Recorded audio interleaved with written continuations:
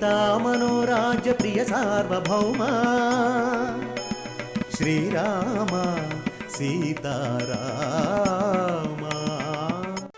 మా బావ నా బుట్టలో పడతాడేమోనని భ్రమపడ్డాను ఆంటీ.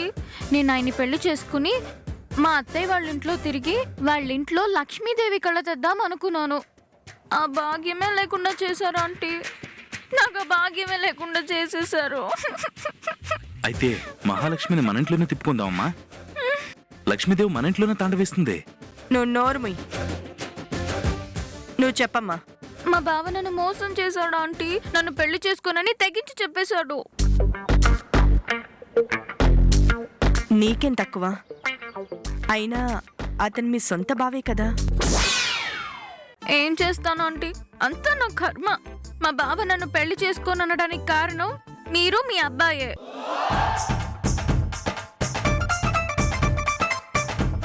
మేమా? మేమా? మేమా? అవును ఆంటీ, మీరే. రోజు మా బావ ఇంటి చుట్టూ తిరగాల్సిన నేను మీ ఇంటి చుట్టూ తిరుగుతున్నాను. అందుకని మా బావ నన్ను అనుమానించాడు. నువ్వు నా చుట్టూ మా ఇంటి చుట్టూ తిరగకుండా వాళ్ళ ఇంటి చుట్టూ తిరుగుతున్నావేంటి అని నా చుట్టూ తిరుగుతూ నన్నే అనుమానిస్తున్నాడు ఆంటీ. నువ్వు అన్నిసార్లు చుట్టూ తిరుగుతూ అనకే నా కళ్ళు తిరుగుతున్నాయి. ఆ కారును అడ్డు పెట్టుకుని మా బావ నన్ను నిలదీశాడు ఆంటీ. నా మీద నింద వేశాడు. నేను ఎదిరించాను ఆంటీ. మీనాక్షి గారు, జై గారు నిప్పు ప్రేమించాలని చూస్తే కలిసిపోతారే తప్ప వాళ్ళ దృష్టితో చూడరు అని చెప్పాను. ఆయన నమ్మనంటే నమ్మలేదు. నన్ను, నా ప్రేమని కాదని నన్ను వదిలేసి దూరంగా వెళ్ళిపోయాడు.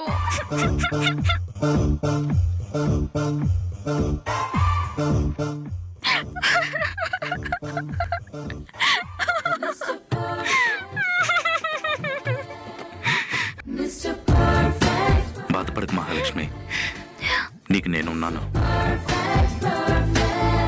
రేయ్, ఆ చైతి. సరే, నువ్వు దగ్గరికి తీసుకోమా. వెళ్ళు, నువ్వు వెళ్ళి మహాలక్ష్మి. బాధపడకు మహాలక్ష్మి. ఈ మగాళ్ళందరూ అంతే. ప్రేమిస్తే ప్రాణం ఇవ్వడం, ప్రాణం తీయటం, లేదా వదిలేసి వెళ్ళిపోవడం. ఇంతకన్నా ఏం తెలీదు వీళ్ళకి. అమ్మా, నిన్ను కాదులేరా. మరి నా పరిస్థితి ఏంటో ఆంటీ? ఊరుకో అమ్మా, నువ్వు బాధపడకు. అమ్మయ్య, సైడ్ ట్రాక్ లోంచి మెయిన్ ట్రాక్ లోకి వచ్చేసాను. ముందు అత్తయ్యని లైన్ లో పెట్టి ఆ తర్వాత బావని లైన్ లో పెడతాను.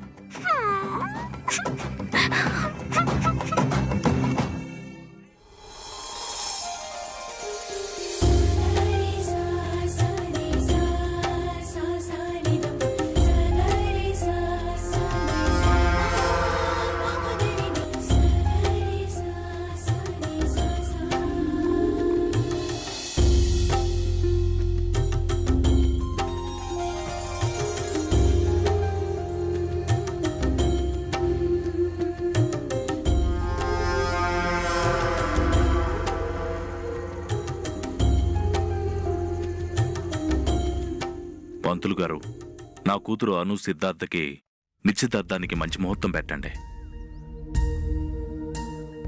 శుభం. బాబు, మీ తల్లిదండ్రులు ఎక్కడుంటారు? ఏం చేస్తూ ఉంటారు? నాకెవరూ లేరు. నేను అనాథని.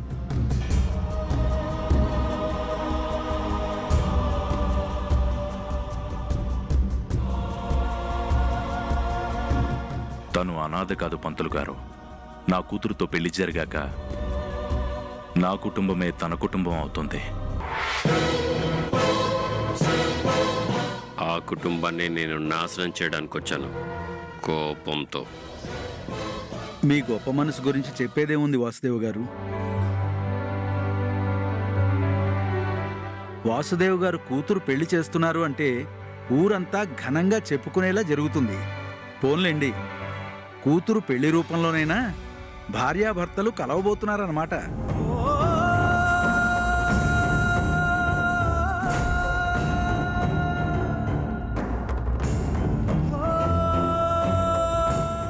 నిశ్చితార్థానికి ముహూర్తం పెడుతూ ఇప్పుడు దాని విషయం ఎందుకు? అయినా అదెందుకు వస్తుంది పెళ్లికి?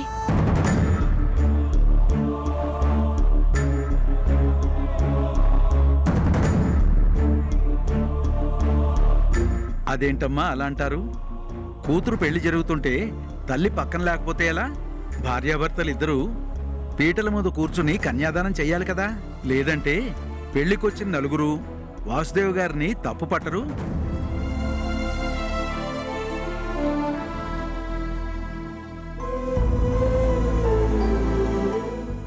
పంతులు గారు, ఆ విషయాల తర్వాత ముందు వీళ్ళిద్దరి పేరు మీద నిశ్చితార్థానికి ముహూర్తం చూడండి. అలాగే బాబు.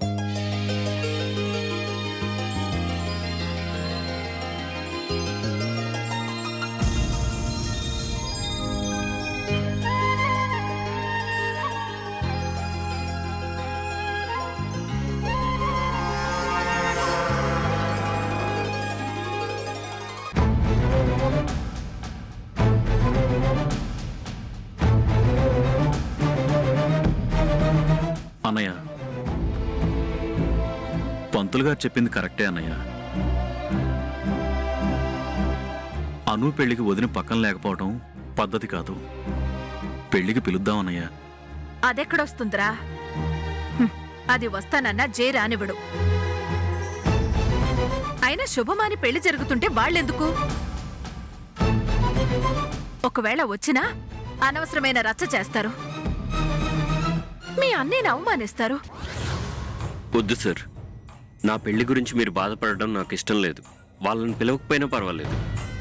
సిద్ధార్థ, దయచేసి తెలియకుండా మాట్లాడుతూ.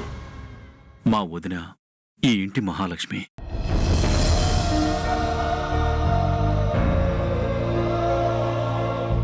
అన్నయ్య, అసలు మనం వెళ్ళి పిలిస్తేనే కదా వచ్చేది రానిది తెలిసేది. నేను వెళ్ళి పిలుస్తానన్నయ్య.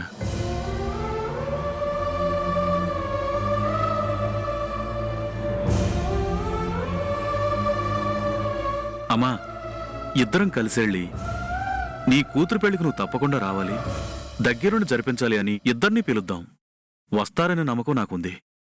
ఏమంటావనయ్యా? వాళ్ళు వస్తానంటే అంతకన్నా కావాల్సిందే ఉంది. తను నాతో కలవకపోయినా దగ్గరుండి పెళ్లి జరిపిస్తే చాలు. అంతకంటే సంతోషమే ఉంది. నేను పెళ్లి చేసుకుని అందరినీ విడగొట్టి నాశనం చేయాలనుకుంటే నా పెళ్లికే వాసుదేవ్ మీనాక్షి కలిసేటట్టున్నారే. ఎలా?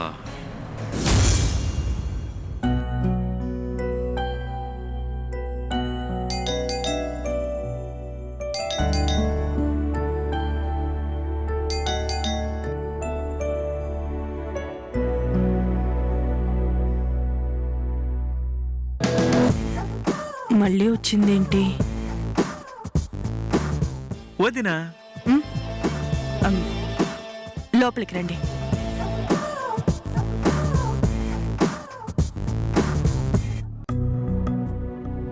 కూర్చోండి.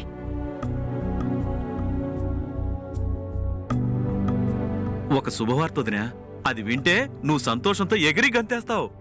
ఏంటది? అనుకి పెళ్లి కుదిరింది.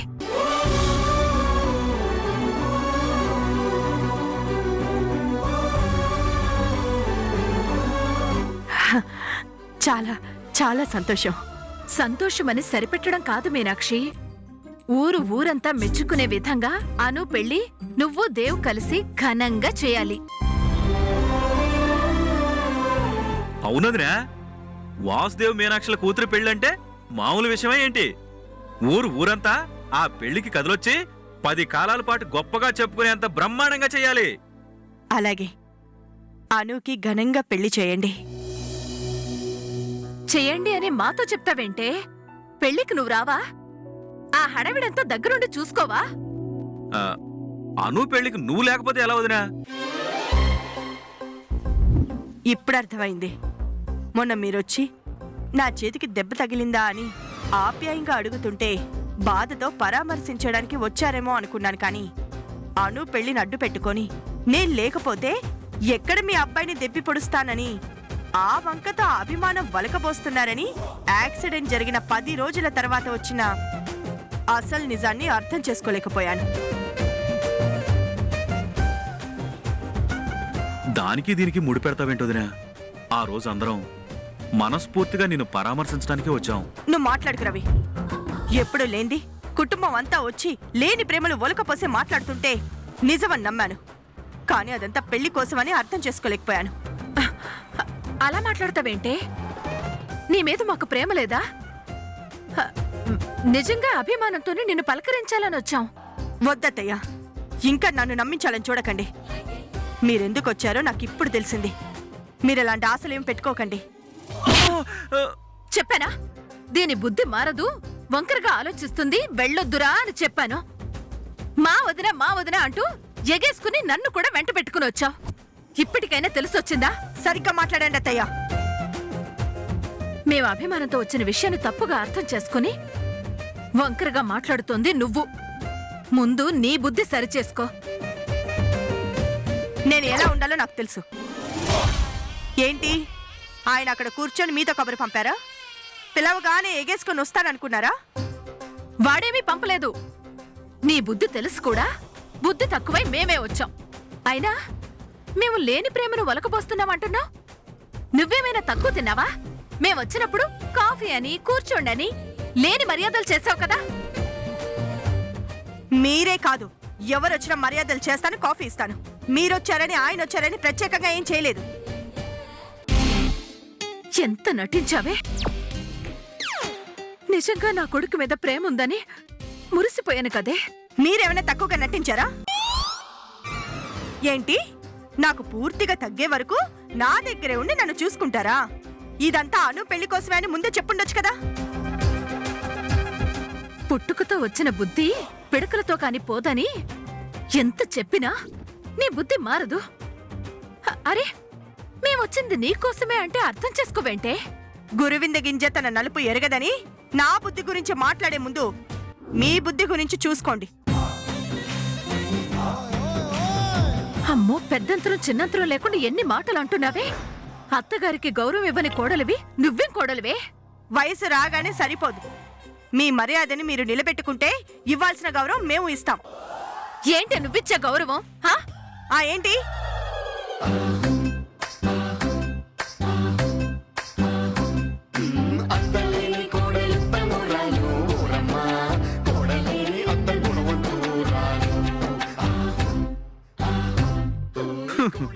అంతా నా భ్రమ. ఒకరికొకరు ఇంత ప్రేమ చూపించుకునే అత్తాకోడళ్ళు ప్రపంచంలోనే ఎక్కడ ఉండరు అనుకున్నా. నా పిచ్చి కాకపోతే ఈ అత్తాకోడళ్ళు మాత్రం కలిసి ఉండటం ఏంటి? వీళ్లను నమ్మి నేనేదో ఊహించుకున్నాను. అబ్బో! అబ్బా! మిడిగుడ్లేసుకుని చూస్తావేంట్రా? వదినా అంటూ వచ్చావు కదా, ఆవిడ గారికి చెప్పు. రవి, నాకేమీ చెప్పాల్సిన అవసరం లేదు. అనవసరంగా ఇంట్లో గొడవ చెయ్యొద్దని ఆ ముసలావిడికి చెప్పు. ఏయ్, ముసలి గిసిలి అన్నావంటే బాగుండదు. మేమే మీ కొంపలో తెచ్చేసి కూర్చోడానికి రాలేదు. పొదరం మిడిగుడ్లు. పదమ్మా, వచ్చాయి. అమ్మో!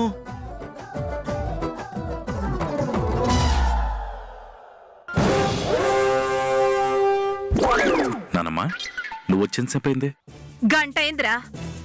వచ్చిన దగ్గర నుంచి అత్త అనే మర్యాద లేకుండా మీ అమ్మ నన్ను అవమానిస్తూనే ఉంది. ఎవరు? అమ్మా? అవునరా, మీ అమ్మే. తలకి తగిలిన దెబ్బ చిన్నదే అనుకున్నాను కానీ బలంగా తగిలి మెదడు దెబ్బతిందనుకోలేదు. పిచ్చి పిచ్చిగా మాట్లాడుతోంది. వెళ్ళి మంచి డాక్టర్కి చూపించు. రవి, పద.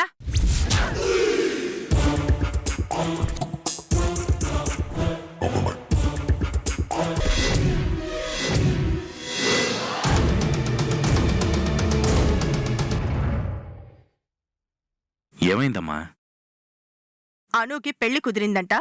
దగ్గరుండి పెళ్లి చేయమని నాకు చెప్పడానికి వచ్చారు. అనుకు పెళ్ళేంటమ్మా సడన్ గా? ఏవోరా, నాకేం తెలుసు. పెళ్లి కొడుకెవరు? నేను అడగలేదురా.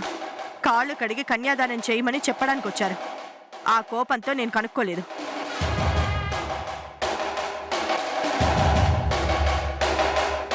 అనుతో సడన్ గా పెళ్ళంటే సిద్ధార్థతోనే అయి ఉంటుంది. వాడెంత స్పీడ్గా సీనియర్ని వల్లో పడేసి పెళ్లి కుప్పిస్తాడు అనుకోలేదు. దీన్ని ఎలాగైనా ఆపాలే.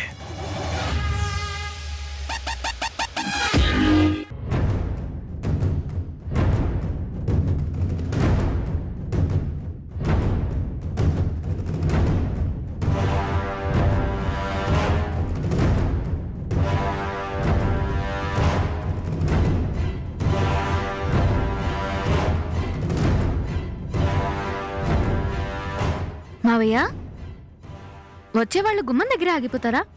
లోపలికి వస్తారు కదా మావయ్య. ఆ, అది కాదమ్మా, వెళ్ళింది ఆ పనికిమాలిన శుద్ధ రవి కదా, అదే నా టెన్షన్. అలాంటప్పుడు మీరే వెళ్తే సరిపోతుంది కదా మావయ్య.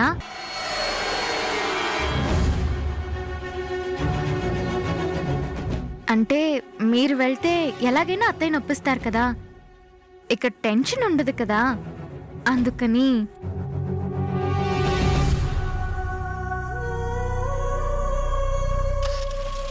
హ, మావయ్య వాళ్ళు వచ్చేస్తున్నారు. వీడి వాళ్ళకం చూస్తుంటే అంత చెడగొట్టినట్టుందే. ఏంట్రవి ముఖం కందగడ్ల పెట్టుకున్నావు? నేనింకా నయమే. అమ్మ ముఖం చూడు, వాడిపోయిన వంకాయలా తయారైంది.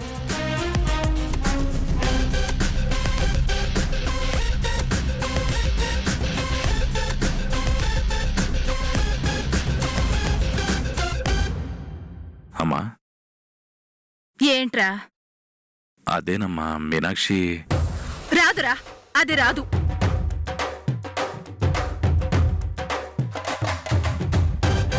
అది కాదమ్మా, అను పెళ్ళని చెప్పావా? అదెక్కడ చెప్పనిస్తుందిరా? నన్ను మాట్లాడినివ్వకుండా ఇంతెత్తున లేస్తుంది. వయసు మీద పడి తనకి పైచం కమ్మినట్టుంది. తన మూర్ఖత్వం దాంది. ఆవేశపడకమ్మా, ముందు నువ్వు ఇలా వచ్చి కూర్చో. దా.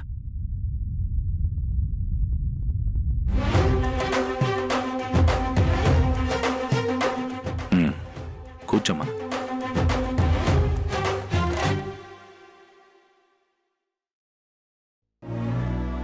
ఆడపిల్ల పెళ్లి కదమ్మా, ఊరు జనం అంతా వస్తారు. పెళ్లిలో నువ్వు లేకపోతే బాగుండదని తనకు అర్థమయ్యేలా నచ్చ చెప్పాల్సిందే. తన కోసం కాకపోయినా తన కూతురు కోసమైనా రావడానికి ఒప్పించాల్సిందే. ఈవిడికి అంతోపి ఎక్కడుందన్నయ్యా? వయసు అయిపోయింది వదినికి కాదు, ఈవిడికి. వదినికి ఏదో ఒక విధంగా నచ్చ చెప్పాల్సింది పోయి ఒకటే అరుపులు. మన అను పెళ్ళన్నప్పుడు కొంచెం తగ్గుండొచ్చు కదా. అమ్మకు వయసు పెరిగినా పొగరు మాత్రం తగ్గలేదన్నయ్య. రేయ్, తప్పంతా నాదే అన్నట్టు మాట్లాడతావేంట్రా? ఏ మీ వదినని వెనకేసుకొస్తున్నావా? అసలు గొడవ మొదలు పెట్టిందే అది. అను పెళ్లి అని చెప్పానో లేదో?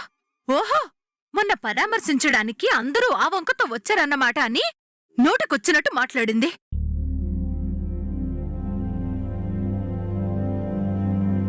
అది కాదమ్మా, వదినేదో ఆవేశంలో అందనుకో, నువ్వే ఓపిక పట్టొచ్చు కదా.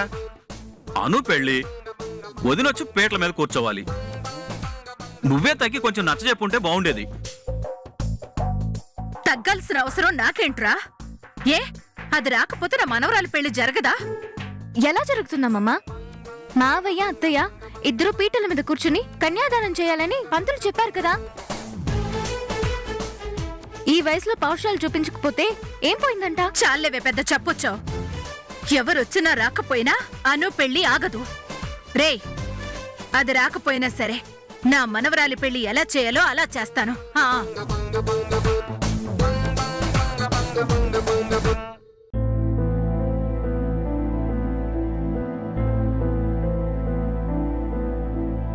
అనయ్య, ఇద్దరు ఆడవాళ్ల మధ్యన, ముఖ్యంగా అత్తాకోడల మధ్యన తలబెట్టే కంటే మన రైటర్ రాసిన డైలాగులు అర్థం చేసుకోవటం చాలా ఈజీ అన్నయ్య.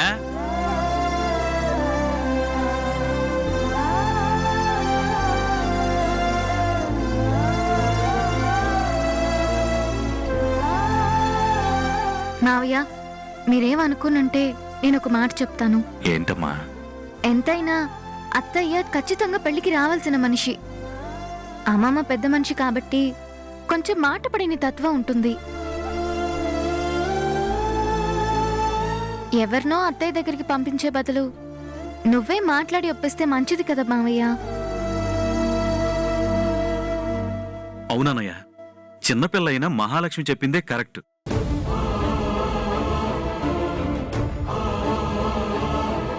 నీకు తప్పు చేసిన వాణ్ణి ఎలా దండించాలో తెలుసు, ఎలా న్యాయం చెప్పాలో తెలుసు, ఒక విషయాన్ని మెప్పించే విధంగా ఎలా మాట్లాడాలో మీకు తెలుసు.